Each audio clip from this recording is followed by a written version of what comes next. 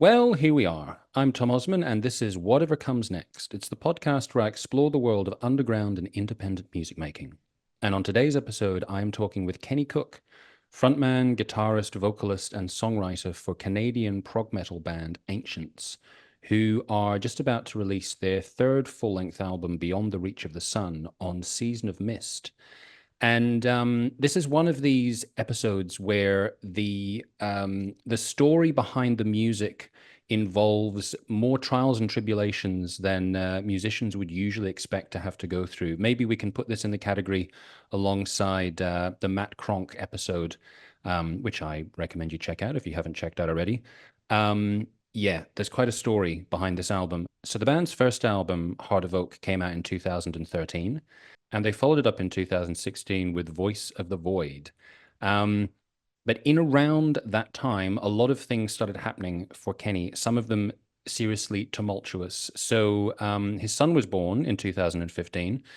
But then right after that, his wife had a first undiagnosable heart condition, um, which resulted in several years of recovery. And so he was going through all of that, having just become a father for the first time. So then, yeah, so this all happened just before the second album came out. And then the album came out. The band won a JUNO Award, a Canadian Music Award, for their second album. And they then lost guitarist and co-singer Chris Dick from the band. Kenny relocated. COVID happened. The band had started making what would go on to be Beyond the Reach of the Sun. And then, with too much time having elapsed, the band decided to scrap the original sessions and start again.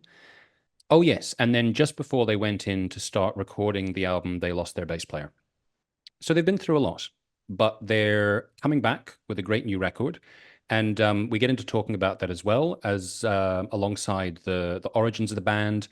We talk a bit about his experiences of booking shows and booking tours and more, of course. So you can get hold of Beyond the Reach of the Sun from the Season of Mist web store, or you can, in fact, go to Ancients website, which is ancients.net. That's ANCIIENTS.net. And there are various different socials that they're on: Twitter, Facebook, Instagram. I will put links in the description. And wherever you are listening to or watching this episode, whether it's YouTube, Substack, or Apple Podcasts or Spotify, I would be grateful if you would give a thumbs up, a 5-star rating, comment, such things that help algorithms and whatnot. And if you would like to follow me, you can do so at Tom Osman Sounds. You can see what I'm doing with my own music at tomosmansounds.com. And I think there is nothing more for me to say. Oh, except the fact that I'm going to play a clip from one of the tracks from the album. And that track is Cloak of the Vast and Black, which we do talk about in this interview.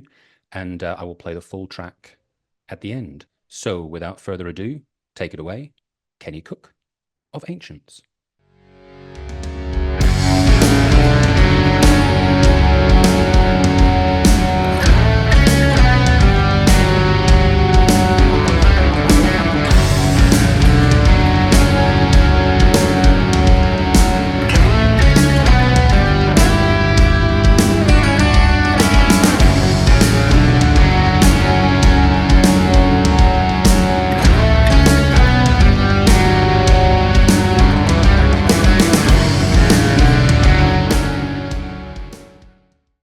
Hello, hello.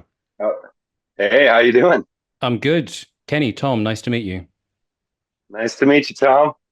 And you're wearing a t-shirt of one of my pivotal bands of my upbringing, one of my favorite albums as well. So nice choice. Yeah, man, my favorite too. One of them for sure. Um, are you able to turn your phone sideways so that we've got you on landscape rather than portrait?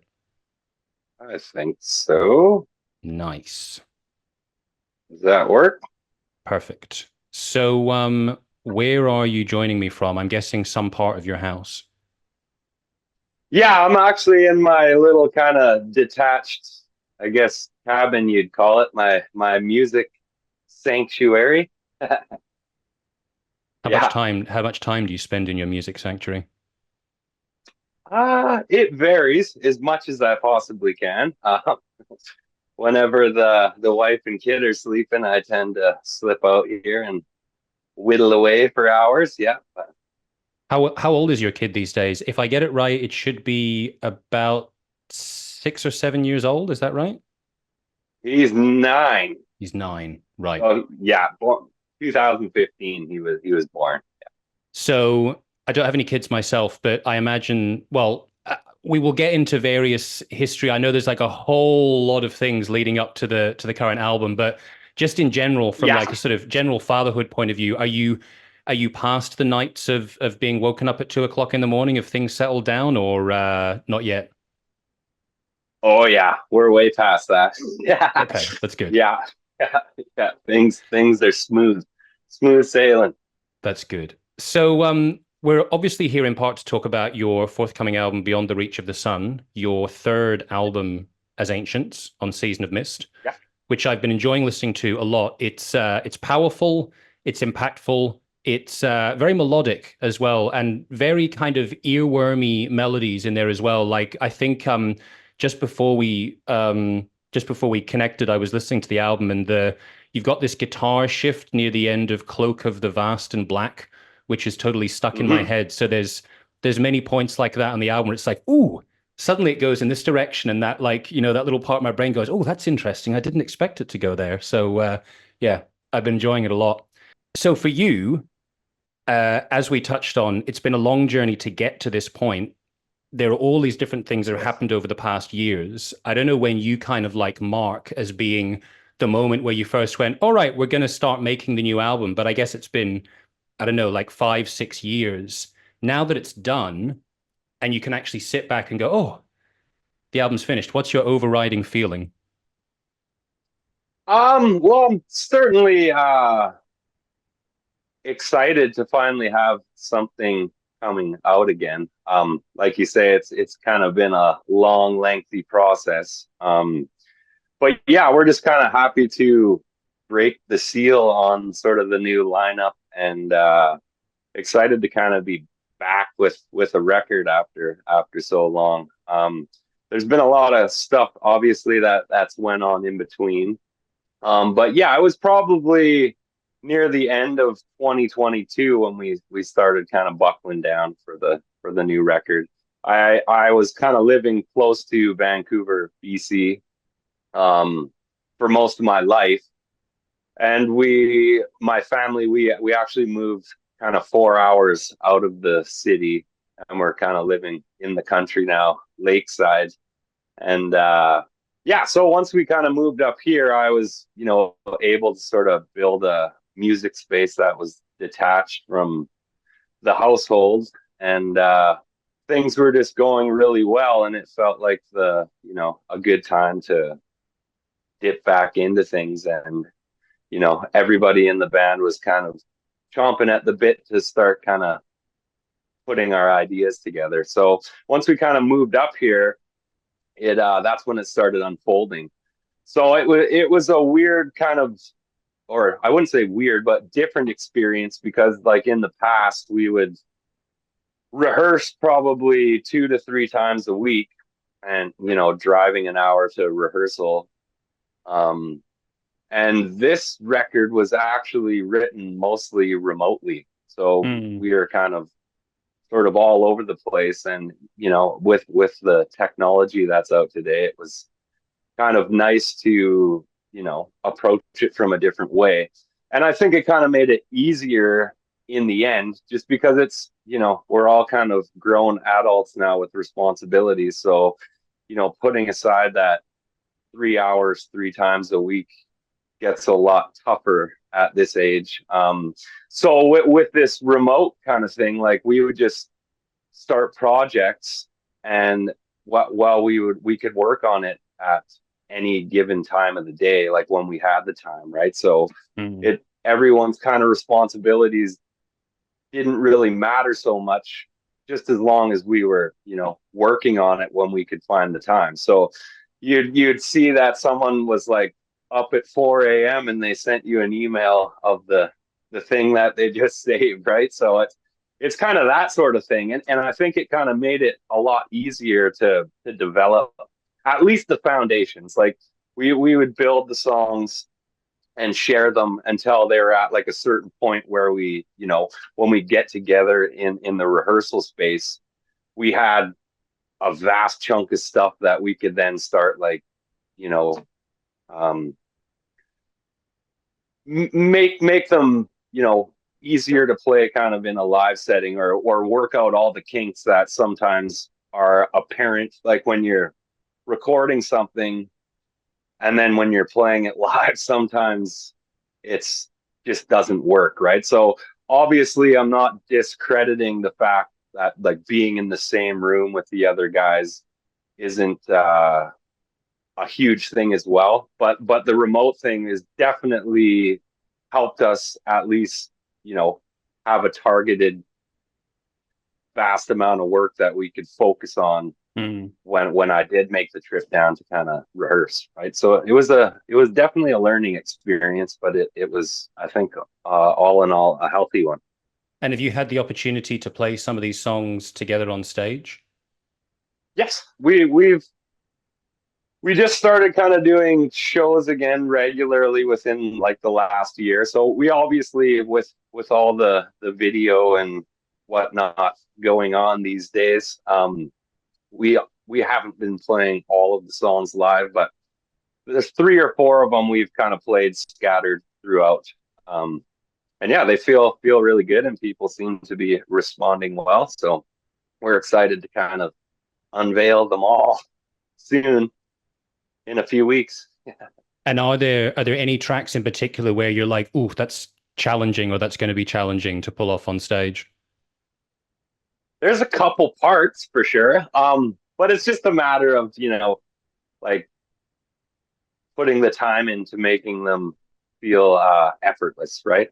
Yeah. Anything's kind of achievable. You just gotta put the amount of time that it requires to pull off, right? So there's certain parts, like the end of the track, Celestial Tyrant off the record.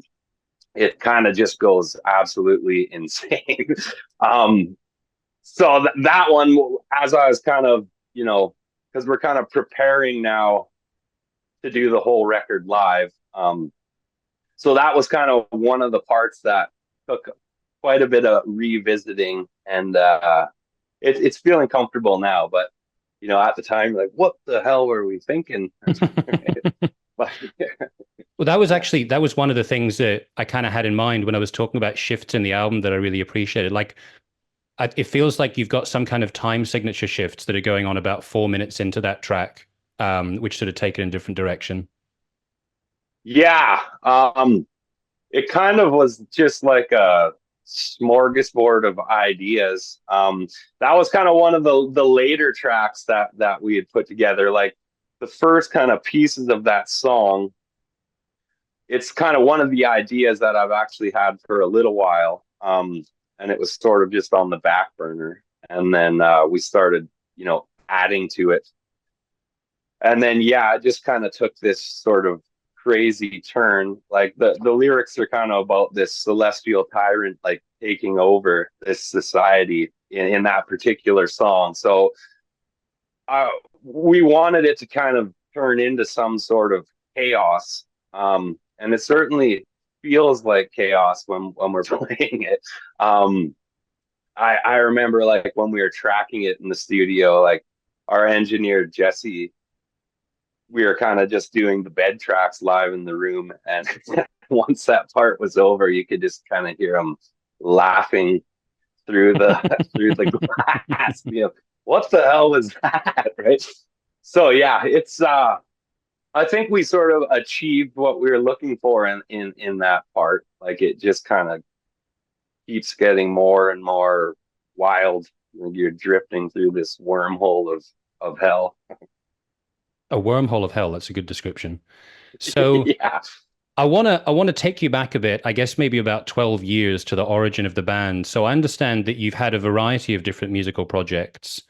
And Yeah. if I've got this right, the impression I have is that when Ancients first formed, you largely came out of another band called Spread Eagle that a number of the band Yes. members are in. So tell me a bit about Spread Eagle and how that morphed into Ancients. Well, Spread Eagle was like they're kind of like a cock rock party band. And I was really good friends with the guitar player Matt from that band, and he was the brother of Chris that was formed Ancients with me, Chris Dick. And those guys had already been established for quite a while, and I was pretty young when I joined. Like I think I was maybe 21 or something when I started playing with those guys. Um, and yeah, so it was kind of my first musical endeavor, I guess you would say. And those guys invited me to join the band because I was playing quite a bit of guitar with Matt at the time. We were sort of taking lessons from the same guitar teacher at the time. And yeah, so when I joined, it kind of turned into like a three guitar onslaught. And it wasn't necessarily like my choice of music, but it was more so um, a learning ground for me. Like because I'd never really played too many shows live in front of an audience before, so I kind of learned a lot from that band and playing with those guys. And like I said, it wasn't necessarily my style of music. So when that was kind of coming to the end, um, I sort of had a bunch of ideas for music that was, more inclined to my taste.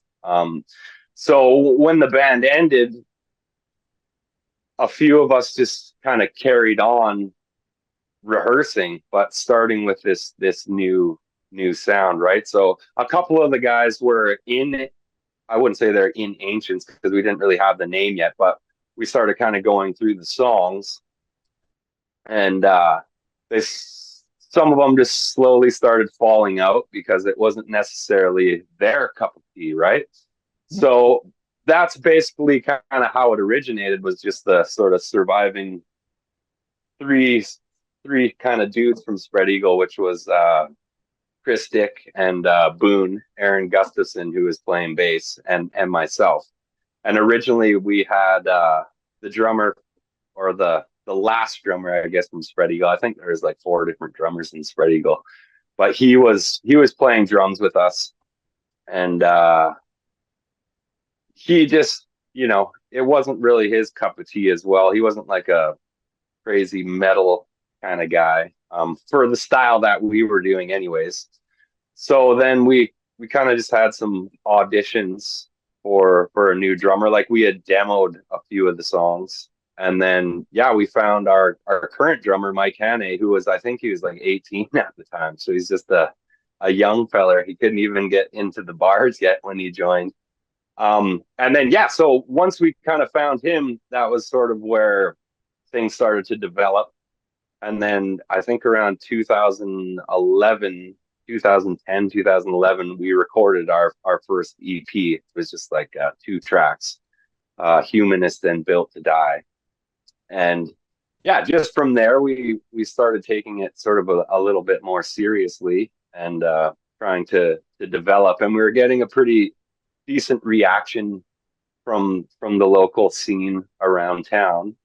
Um, and then yeah, just from there, we've kind of just set the sails. And then so it seems like there was this momentum that was building. You had your first album, Heart of Oak, and then you won, Yeah, I don't know if it was directly for the album, but you won this like a Canadian Music Award, JUNO Award. Was that for the album? that was for Voice of the Void, and it's kind of Ah, a weird thing because our album Voice of the Void came out at the end of 2016. yep. So I honestly don't know how it works. We won the Juno in 2018, so it was something to do with the carryover. So I guess 2018 are records from 2017. but our 2016 release wasn't eligible for 2017. So it was kind of a weird thing. Like we've had so many people. How does a 2016 record win the JUNO in 2018? It's like Yeah. I don't know. Like I honestly I didn't submit the record. I think the label kind of did that, right? So it was quite a surprise to us to um and Heart of Oak, the first record was nominated in Oh, it was right. 2013. It was a nomination, right? Okay, I see. Yeah, Heart of Oak, and then the following record we won it. So by the time you won that award, you'd already lost Chris Dick from the band. You'd become a father. Your wife had become Mhm. seriously ill um, from, I don't know, was it complications of the birth? Yeah, Tell me it a bit was about kind of like what happened there with the birth and your wife and how that all impacted on your life, because it must have been a huge thing, way beyond just having a band, like to every element of your life. yeah, it was complete insanity. And something that you would never kind of expect. So 2015, my son was born in February, and so we had everything was kind of fine, like within the day or two after he was born. So we were actually back at home with him, and then like 2 nights later, after we were home, my wife was having trouble, like when she would lay down flat, she was having like trouble breathing, and she was noticing like swelling and stuff in her feet, and we kind of had no idea. So we ended up just going to take her to the emergency room to kind of get things checked out.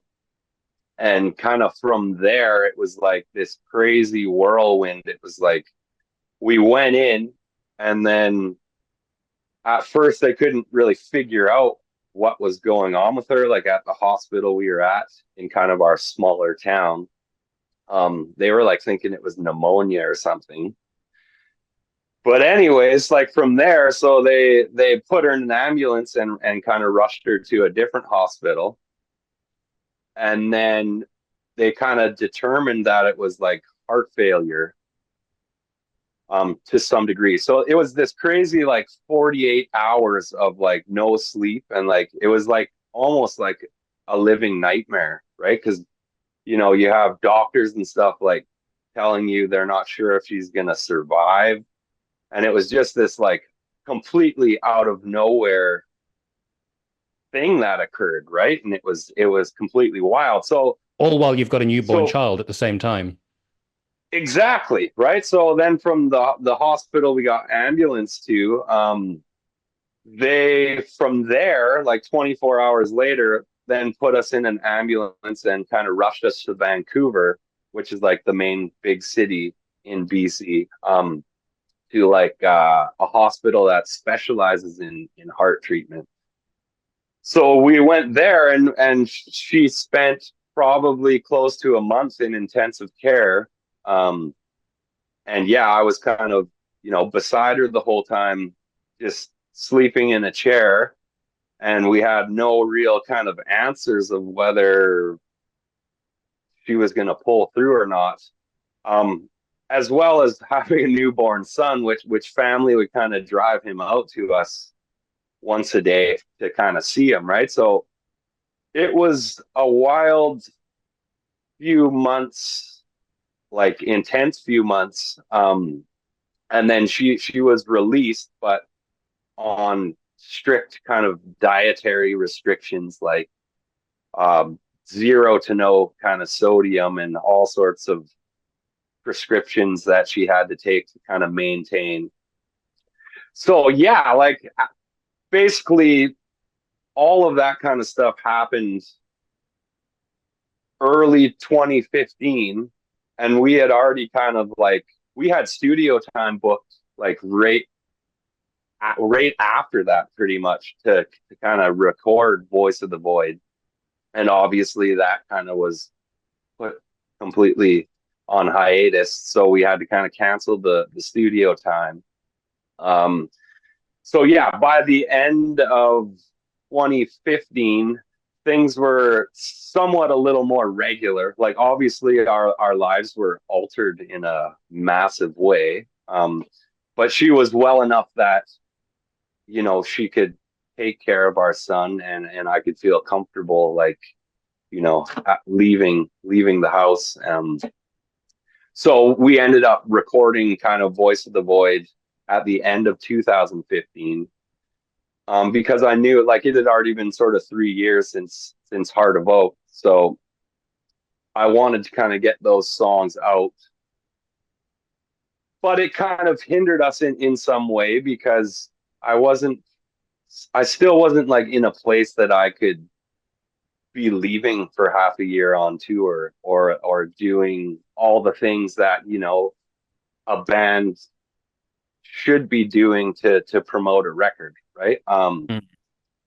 So I managed to kind of get away a few times. Like we did one European tour and across Canada, and one run in the US, but things were kind of very limited, and I sort of had to, you know, dwindle down what we were kind of doing. But I knew sort of our label had invested in us, and I didn't want to completely do nothing.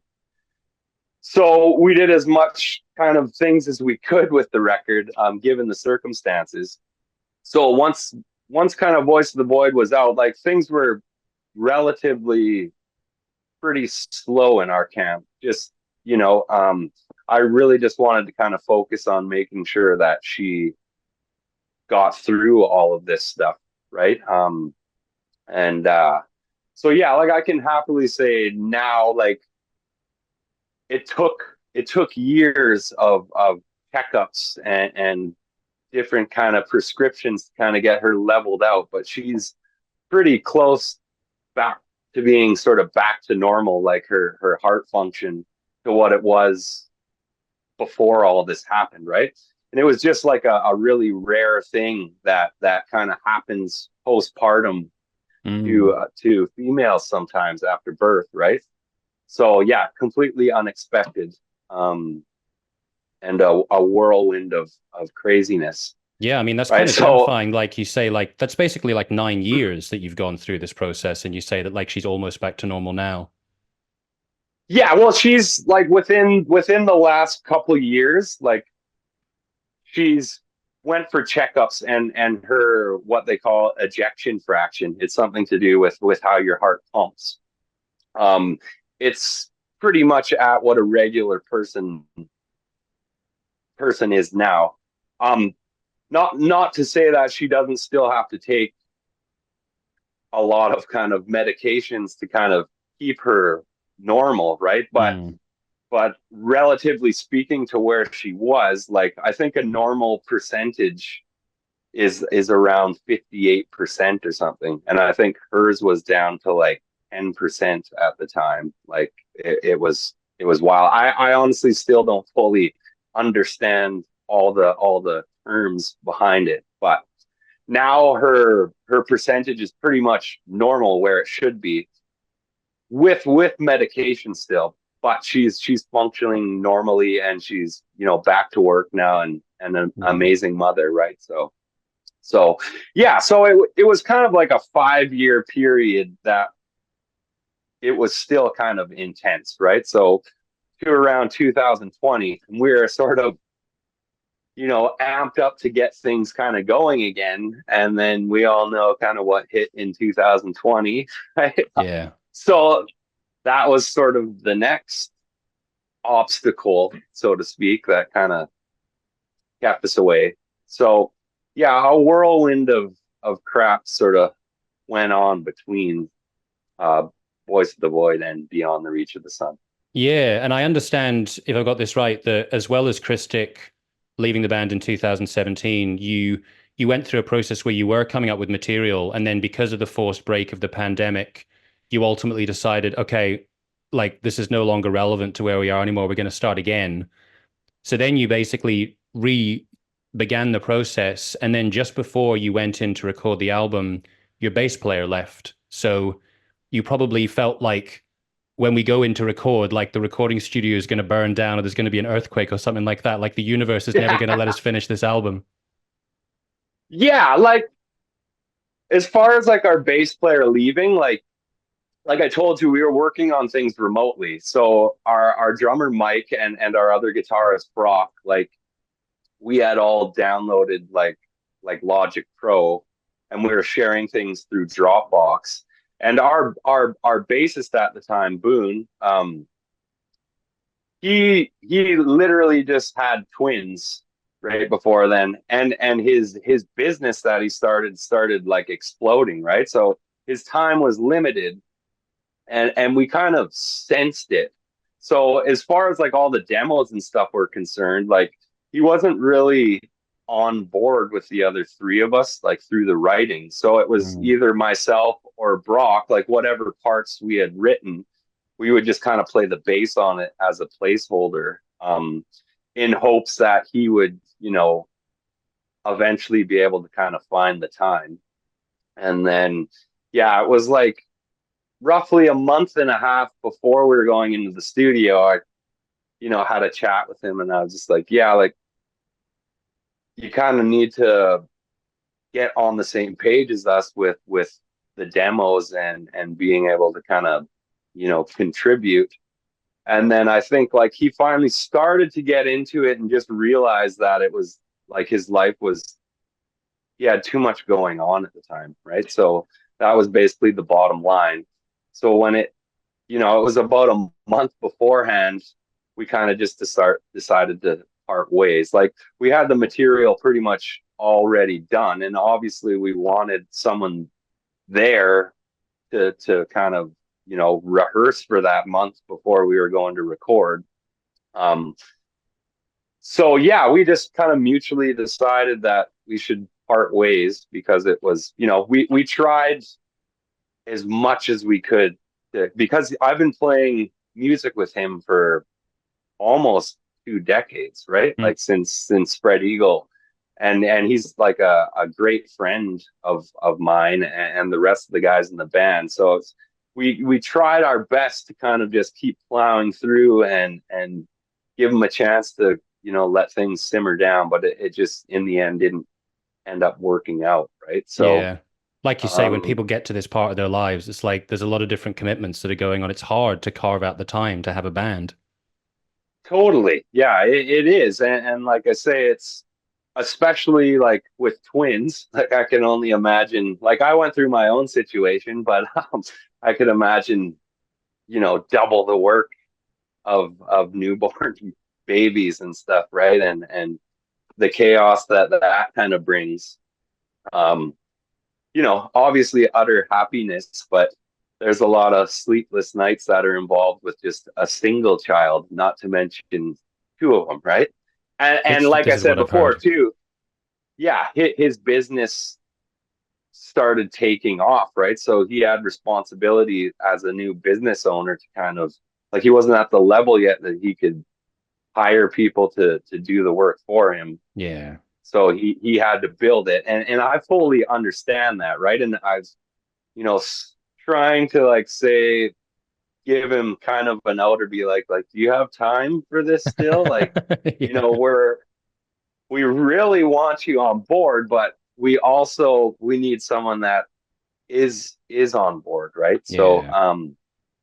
yeah, so when the time came, like I guess we were somewhat worried, like we were almost prepared to just play the bass parts in the studio because we had the time booked, and everything was sort of set, and the songs were pretty much where we wanted them to be.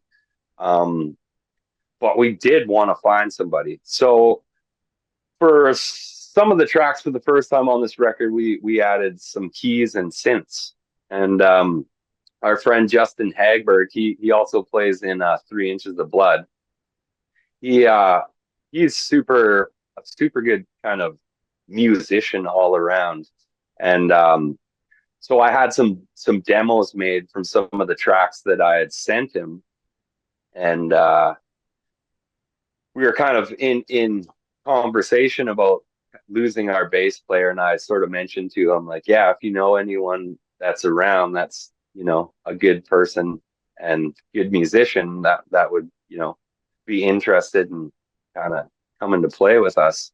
let me know. And he he recommended Rory, which is a guy who's been sort of around the Vancouver music scene. Like we Ancients played shows with his old band Bushwhacker um, quite a few times, and I was just like a light bulb kind of clicked, and I was like, I didn't even think of Rory, Mm. right? Like he's a super awesome dude and great musician. So yeah, I it just kind of came from there, and I talked to Rory, and he was kind of fully on board right away. So I felt bad for him because he had sort of an hour of brand new music that wasn't really recorded anywhere else aside from our demos to kind of learn and be ready to play in a studio setting within like a month's time, right? And also with me living 4 hours away, it's not like I could come down there every day to rehearse, right? So Yeah. it was still kind of a remote sort of thing. But that's kind of how we ended up finding Rory. And yeah, he's an amazing guy. And like I feel the unit we have now, like the four of us, like everyone is so committed, and it's like you never have to like worry about someone doing their homework because it is a Yeah. that's a huge obligation, like with me being away now and everyone scattered out a little bit. It's like the only way it's going to work is if each individual person puts that time in alone on their own. So Yeah. it's crazy. So like when I did finally come down to like rehearse the songs for the new album, it was like we could play through all the songs without train wrecks happening or like rate kind of first try, right? Like so it was a wild experience that I'd never really been involved in before. And it's yeah, so I think everyone's just like super excited now, and we're all kind of on the same page and working towards the same goal. So I think, we really have kind of the strongest unit we ever have to date right now. Yeah, that's great. I mean, like, as you kind of illustrate there, if you all get together, having not had the chance to actually be in one room and everyone's actually been interested enough to make sure that they know the parts perfectly, it demonstrates that people are committed to what you're doing.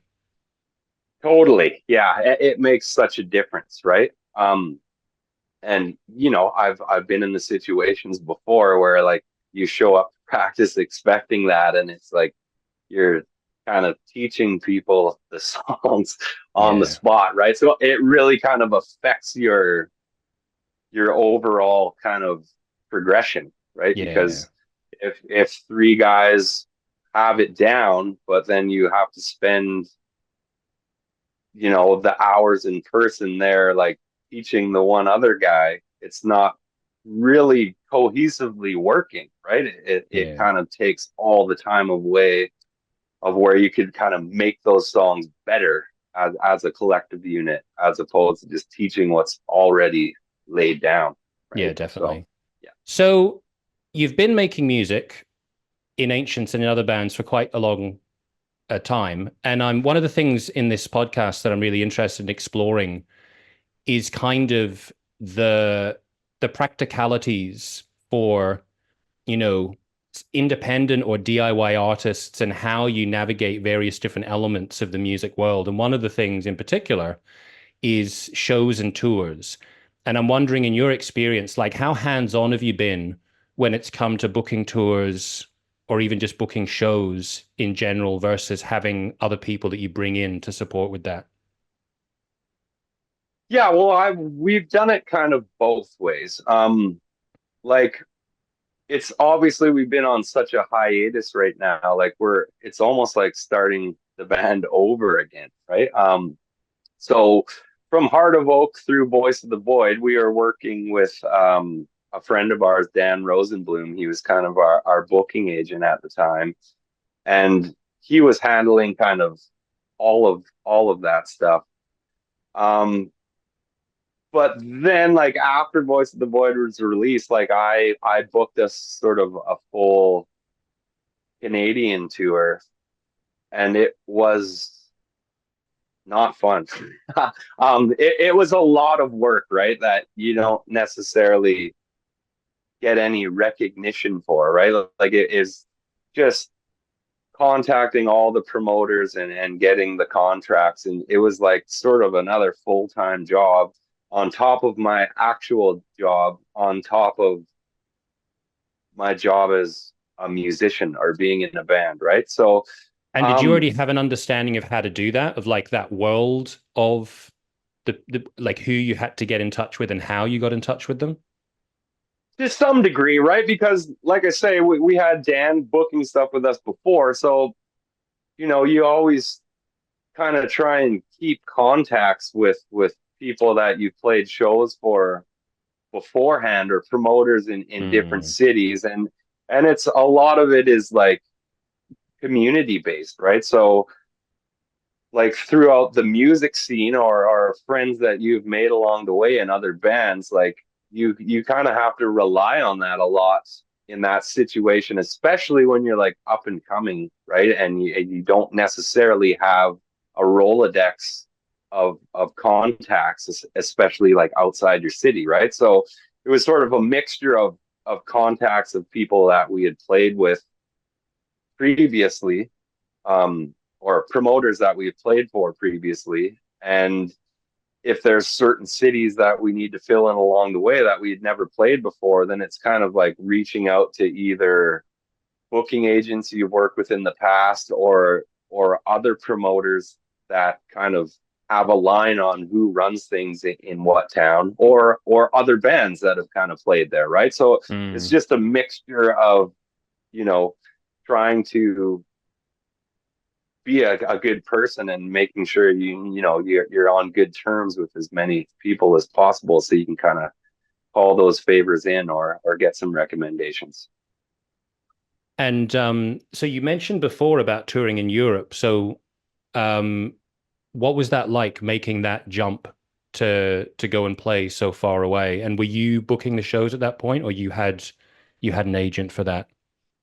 We had an agent for both of our well, we've only been over twice. We went once for Heart of Oak and then once for Voice of the Void.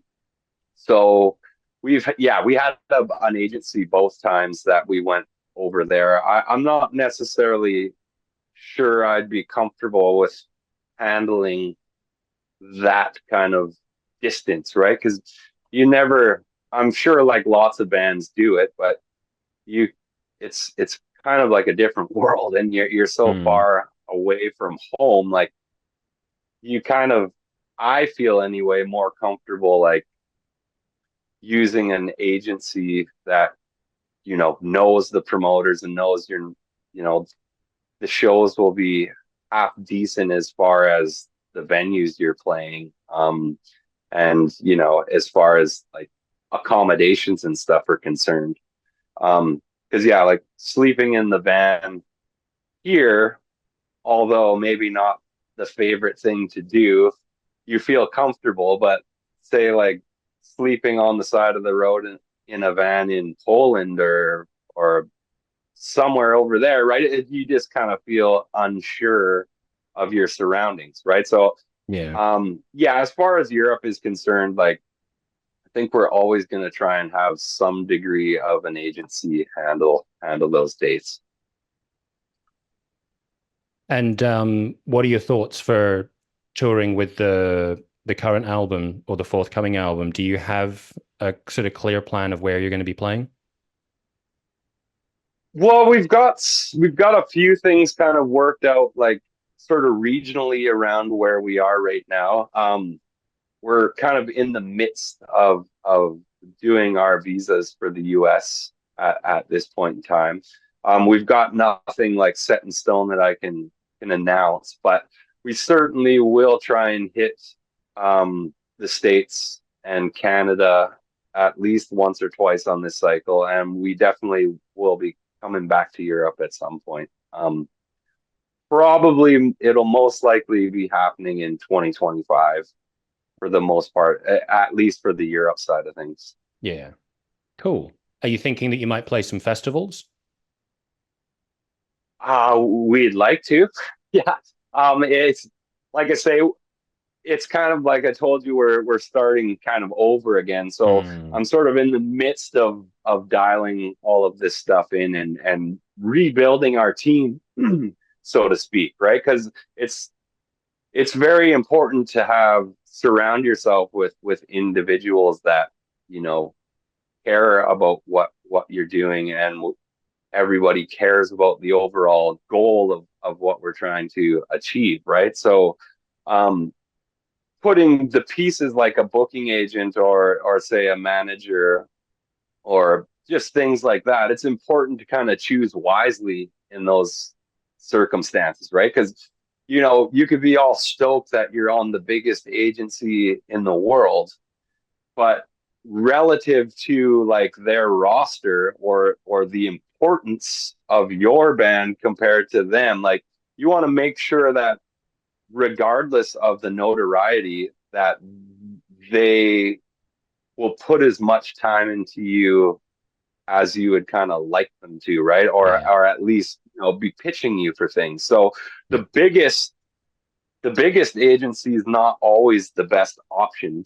You kind Mm, of want somebody that will put the time in, but also kind of has the capability to pitch you for bigger things, right? Or yep. or put your name in the hat, right? So it's kind of like a two-sided double-edged sword, right?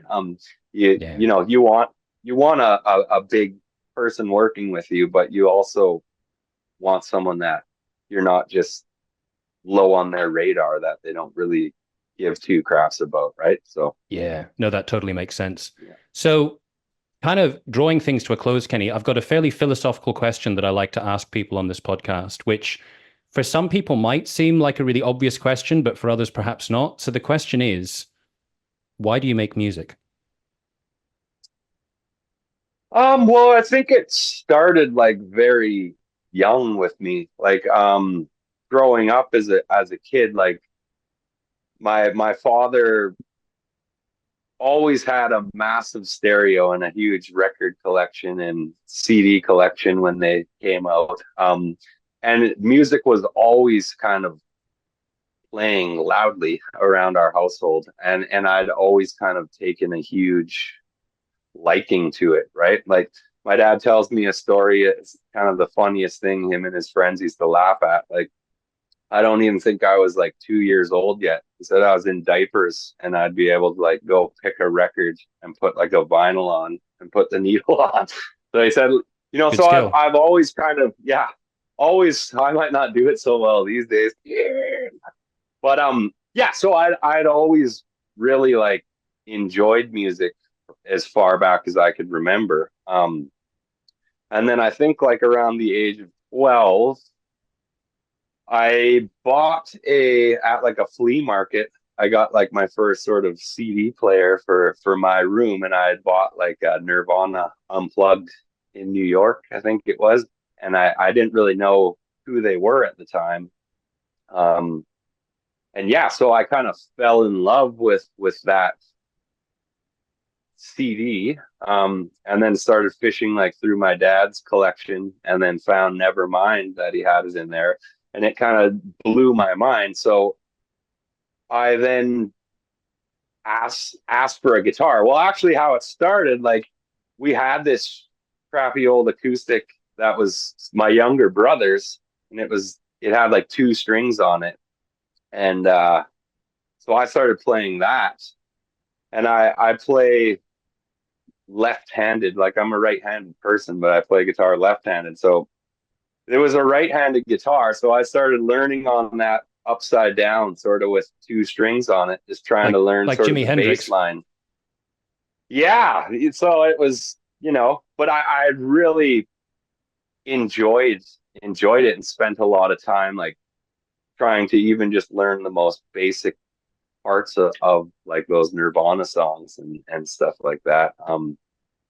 Yeah, so from there, then my dad got me my first guitar, electric one, and it's just since then always kind of been a part of my life, right? And I spent a lot of hours sort of alone in my bedroom just whittling away, right? And it wasn't it didn't ever seem like a chore to me, right? And like I teach kids now too, and it's like it's crazy to see, like you can kind of tell when a kid comes in, and you can tell that they're just, all they want to do is play the instrument, right? And you can Mm, tell the kids that like their parents are making them come, or it kind of feels like work to them, right? So yeah.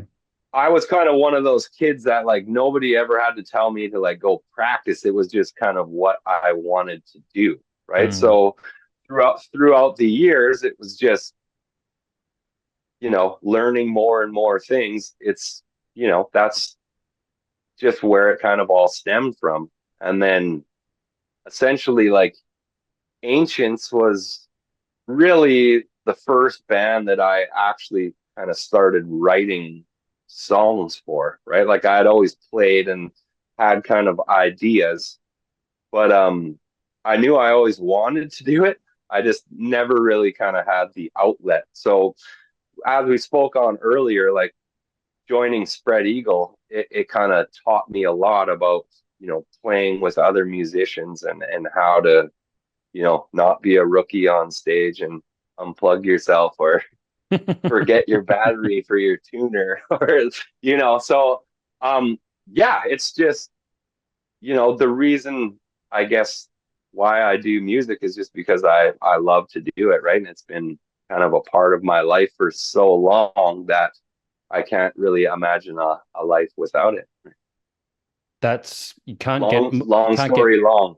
can't get fairer than that for an answer to that question. And that's cool as well that you're getting to Yeah, teach kids. Like it's kind of coming yeah, full circle in a way.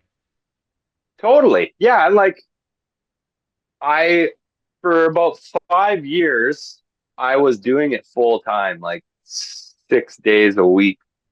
And, like I told you before, you can notice the kids that really want to be doing the instrument and the kids that are kind of just there because mom and dad are making you go. Um, and I can say it's kind of a small percentage of the kids that you can tell are playing at home. So I found it like a full-time teaching job. It kind of wore down on me a little bit, especially like if I'm teaching for 6 to 8 hours a day Hmm. all week. It really kind of, you know, digs into your own creativity, because like the last thing you really want to do after that is like, oh, gotta go work on music, right? So Yeah. as of now, I'm just kind of doing it a couple days a week, and I'm kind of selective of the students that I take on. I just really want to teach the kids that want to be there, right? So Yeah. um yeah, so I'm kind of doing construction and metal work 3 days a week and teaching 2 days a week. And it's kind of like a perfect balance for me, like right now. And it gives me like lots of free time to, work on my own music without getting burnt out, teaching other people. Right. So it's a fun thing. Yeah. Balance, I find, is an important thing. Difficult thing to get, but important to try and figure out. Totally. Yeah. So, as we have been talking about, Beyond the Reach of the Sun is just coming out. It's on Season of Mist, and I know that Season of Mist, for people wherever they are in the world, they're pretty good with distribution. So they've got a European distribution, they've got a North American distribution. So obviously people can go to Season of Mist to get the record. In terms of generally people getting hold of it by any other means and following the band, keeping track of what's going on, forthcoming tours, any other news, what's the best way for people to do that? We're fairly active on our like social media, so like Facebook and Instagram. You can find Ancients with two eyes, yeah, and yeah, we have like a merch store kind of that covers Canada and the US. It's ancients.net, so you can kind of, you know find some stuff there that might not necessarily be at the Season of Mist web store, but yeah, you should check out both if you want to find a variety of things ancients. Nice. Well, Kenny, it's been great to talk to you. It's a cool album. I'm hoping that you're going to get a great reception for when it comes out. It's been fascinating to hear your story. It's been quite a journey to get to the point that you're at here. So yeah, I wish you all the best for promoting the album and hopefully see you sometime next year in Europe. All right, Tom. Very nice to meet you, man. Cheers, Kenny. Bye bye. Take care, buddy. Bye bye.